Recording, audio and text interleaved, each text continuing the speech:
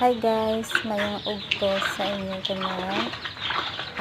Amo nagali ang amon nga Mama Pig, gabusong ni siya 71 days. So hulaton lang namon kung sano ang iyang delivery date. Kay sang nagligad, nagbata ni siya guys.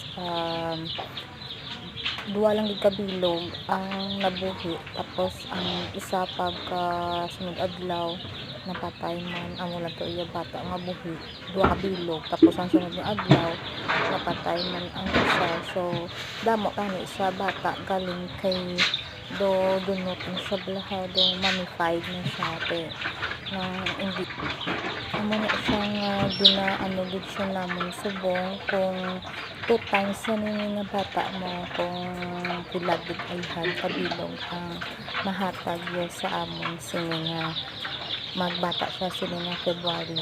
So amo na siya nga yung atipan ko gid ni siya mayo kay kasi tagaan kami sa maayo man nga pamata kag damo bala nga vaccine kaysa naligad failed, if it failed di kami.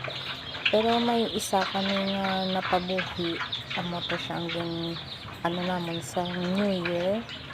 So sa ini guys panilaga namon kung pila gid ang iyang vaccine nga ihatag sa amon. So amo ni siya si Mama Pig number 2.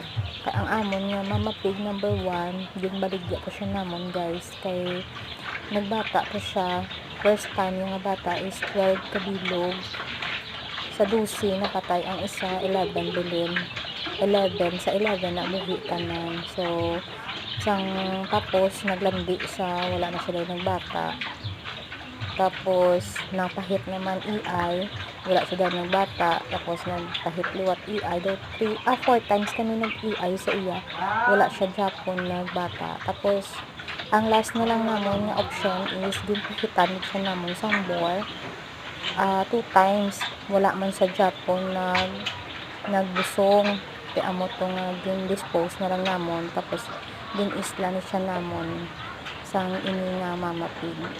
So balaan na ni guys ang iyang bataon kung pila kabilog, kanilagan ka lang. So bye bye, thank you sa